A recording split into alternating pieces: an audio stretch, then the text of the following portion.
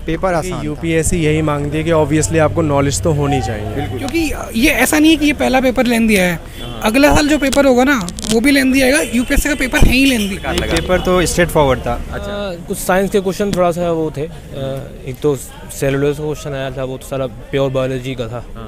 और vaccine development में था जो कि अब थोड़ा सा आउट ऑफ वो कॉन्टेक्स्ट हो चुका है 2022 में, 21-22 में। तो स्टार्ट कर दियो। नमस्कार दोस्तों, जैसा कि आपको पता है कि यूपीएससी के मेंस चल रहे हैं और पिछले 2 दिन से हम आपके लिए यूपीएससी के मेंस के रिव्यूज़ ला रहे हैं। इसी सिलसिले में आज जीएस 3 का पेपर है और बात करते हैं कि आखिर आज एस्पिरेंट से किस प्रकार का पेपर आया, इजी है या फिर टफ था। सारे डाउट्स इस वीडियो में क्लियर कर देंगे। आई होप वीडियो अच्छा लगा, प्लीज़ वीडियो को लाइक करें और हमारे यूट्यूब चैनल को सब्सक्राइब करें। और साथ ही साथ आपके और भी क्वेरीज है, आप मुझे इंस्टाग्राम पे फॉलो कर सकते हैं। और अगर यूपीएससी के नोट्स आपको चाहिए, पीडीएफ चाहिए, जो एस्पिरेंट्स मेंस लेके उनके नोट्स चाहिए, तो उनके टेलीग्राम पे लिंक मैंने डिस्क्रिप्शन दे दिया है, वहाँ से आप ज्वाइन कर सकते हैं। अभी जो एस्पिरेंट्स आते हैं हाथों हाथ उनसे रिव्यू करते हैं कि आखिर पेपर कैसा हुआ इस वीडियो के जरिए। बहुत बहुत धन्यवाद। हेलो, कैसे हो सर? मैं बहुत ठीक हूँ सर, बढ़िया। आज बात करते हैं कि आज का जीएस 3 का पेपर था, ओवरऑल आपका कैसा हुआ सर?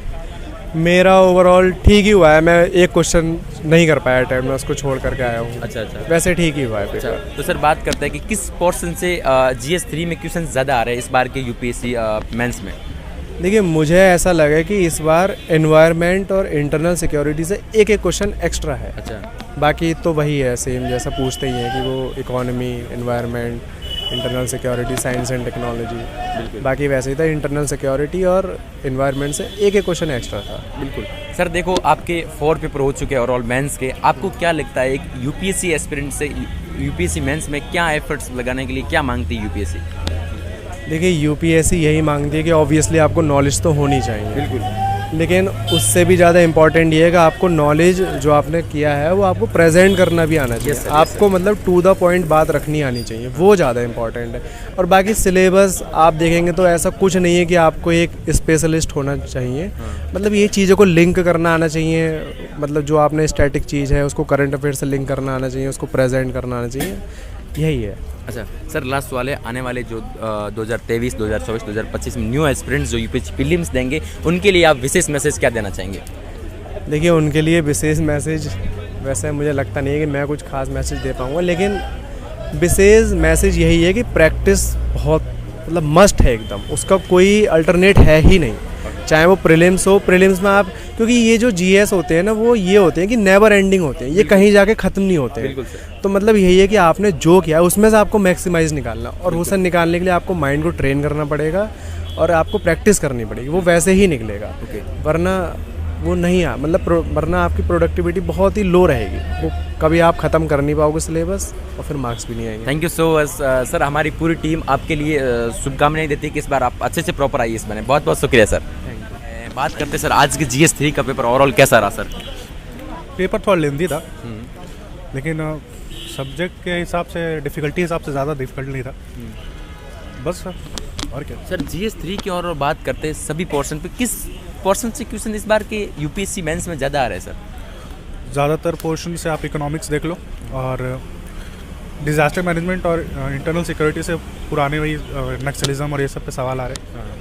लेकिन ज़्यादातर इन्वायरमेंट बोल रहा हूँ मैं, इकोनॉमिक्स ज़्यादा आप देख लो। तो सर ओवरऑल आपने सारे क्वेश्चन कर दिए या फिर 1-2 शूट गए या फिर किस प्रकार अपने आप को मेंटेन किया? मेरे तो सारे हो गए। अच्छा, तो सर 1-2 और भी हमें एस्पिरेंट से बात की, उन्होंने बोला उनको 1-2 क्वेश्चन शूट किए, बहुत कम समय में लिखना था, या तो हो सकता है उनकी प्रैक्टिस कम हो, लेकिन सर आपके प्रैक्टिस हो गई कम। अच्छा। मैंने तो काफ़ी प्रैक्टिस की थी तो मेरा तो हो गया था पेपर। अच्छा। हाँ, कुछ पोर्शन जैसे नहीं आ रहे थे, जैसे काफ़ी अजीब सा सवाल था ग्यूटेनबर्ग प्रोटोकॉल और ये सब, वो सब तो किसी को नहीं आ रहे थे, तो वो तो सबका एक ही जैसा। अच्छा। बाकी से जो आ रहा था वो तो लिखा ही है। ओके सर, अभी उसके बाद और भी आपका एग्जाम है, उसके लिए सर अभी आपने थोड़ा बहुत क्या स्ट्रेटजी बनाई, एकदम शॉर्ट समय में क्या आपने मेंटेन करके रखा है? GS4 है इसके बाद। GS4 में एथिक्स का है, तो एथिक्स में केस स्टडीज़ जो है, मैंने वो केस स्टडीज़ का आपके करने हैं, और एक थ्योरी पोर्शन है। तो थ्योरी पोर्शन में ज़्यादातर रिपीटेड क्वेश्चन ही आते हैं, तो रिपीटेड क्वेश्चन जो है उसको प्रैक्टिस कर लो, हो जाएगा। इसके लिए सर अभी कम समय में आप पढ़ोगे या फिर अभी आप आराम से मैं रिलैक्स पढ़ूंगा? ओके सर, ठीक है, thank you so much sir, time देने के लिए बहुत बहुत शुक्रिया sir. Second on. Hello sir. नमस्कार। सर बहुत कम समय आपके पास, बात करते हैं आज का GS 3 का पेपर सर ओवरऑल कैसा हुआ सर? पेपर आसान था। अच्छा। हाँ, पेपर आसान। सर बहुत सारे एस्पिरेंट्स ये भी बता रहे पेपर बहुत लेंथी था, कम समय मेरा 1-2 क्वेश्चन छूट गया, तो आपके साथ ऐसी कुछ घटनाएं घटित हुई या फिर आपके साथ कुछ नहीं हुआ? नहीं, मेरा भी एक क्वेश्चन छूट गया। प्रॉब्लम ये थी क्वेश्चन आसान थे लेकिन अप्लाइड थे, तो थोड़ा दिमाग लगाना था। बिल्कुल बिल्कुल। तो सर न्यू एस्पिरेंट हैं जो अगली बार मेंस लिखेंगे, उनको सर क्या विशेष संदेश देना चाहेंगे कि GS3, GS1, GS2 इस किस पोर्शन को मजबूत बनाएं इनमें? पेपर इस बार जो आ रहे हैं वो लीक से हट के आ रहे हैं, मतलब ये है कि जो बेसिक कॉन्सेप्ट उसी पे आ रहे हैं लेकिन अप्लाइड ज़्यादा आ रहे हैं। अच्छा। तो आपका फोकस जो करंट अफेयर्स पे न्यूज़ है ना, उसकी इन डेप्थ नॉलेज होना चाहिए। बिल्कुल सर, बिल्कुल सर। और कुछ बोलना चाहे कम शब्दों में सर? यही बोलूँगा यार कि अब शुरू कर दिए हो तो लगे रहो, बस फोकस करना करंट अफेयर्स पे ही। अच्छा ठीक है, थैंक यू सो मच। कैसा हुआ आपका एग्ज़ाम? ठीक हुआ यार, अच्छा हुआ। सर बहुत सारे एस्पिरेंट्स हैं, बहुत सारे उदास है, निराश है, पता नहीं, और बहुत कम वक्त दे रहे हैं, हाथों हाथ निकल जा रहे हैं। आखिर सर ऐसी क्या वजह है? कुछ साइंस के क्वेश्चन थोड़ा सा वो थे। एक तो सेलुलोज का क्वेश्चन आया था, वो तो सारा प्योर बायोलॉजी का था। और वैक्सीन डेवलपमेंट पे था तो कि अब थोड़ा सा आउट ऑफ वो कॉन्टेक्स्ट हो चुका है 2022 में, वो 21-22 में था। और थोड़ा लेंदी पेपर था, क्या नाम, इसमें 10 मार्कर्स में भी 4-4 पोर्शन पूछे थे। अच्छा, तो सर इन्वायरमेंट से कैसे क्वेश्चंस आए थे? इन्वायरमेंट तो आसान था, इन्वायरमेंट भी आसान था, इकोनॉमिक्स भी आसान थी, डिजास्टर मैनेजमेंट, सिक्योरिटी सब मैनेजेबल था, सब सारे। बस यही से ये साइंस एंड टेक वाले थोड़ा सा। तो सर पेपर लेंथ था, फिर भी अपने कम समय में किस प्रकार सर मेंटेन करके आपने अच्छे से प्रॉपर लिखा? यार ये तो प्रैक्टिस के ऊपर होती है, प्रैक्टिस किया था इसलिए हो गया। 10 मिनट लास्ट में टाइम बचता है, बचा था वो इसलिए बचा था क्योंकि वो सारे क्वेश्चन कंप्लीट नहीं कर पाया, जितना मालूम था उतना लिखा। बिल्कुल। तो सर लास्ट सवाल है कि न्यू एस्पिरेंट को क्या बताना चाहेंगे कि किस पोर्शन को मजबूत करें ताकि आने वाले समय में वो गलतियाँ न दोहराएं? यार क्या मैं बताऊँ, बस ये प्रैक्टिस करें। अच्छा, प्रैक्टिस करके जाएं और क्या नाम, बेसिक चीज़ें पढ़ के जाएं। करंट अफेयर देखिए इसमें आ रहा है, साइंस से पिछली बार कुछ और पूछा था, इस बार कुछ और पूछा है।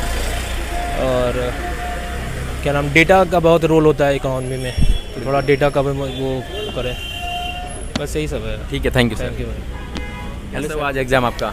आज 1 या 2 क्वेश्चन में थोड़ा डिफिकल्टी फेस की थी, बट कंप्लीट पूरा कर दिया था। अच्छा, लेकिन सर बता रहे हैं कि आज का पेपर थोड़ा डिफिकल्ट था, फिर आप डिफिकल्ट मतलब साइंस एंड टेक डिफिकल्ट था, और एक तो कोविड-19 वैक्सीन का जो डेवलपमेंट वाला पोर्शन था वो थोड़ा डिफिकल्ट था। दूसरा जो सबसे डिफिकल्ट क्वेश्चन था वो था एनवायरमेंट के पोर्शन से एक सेलुलोज वाला पोर्शन था। वो वाला पोर्शन था जो आउट ऑफ वो था।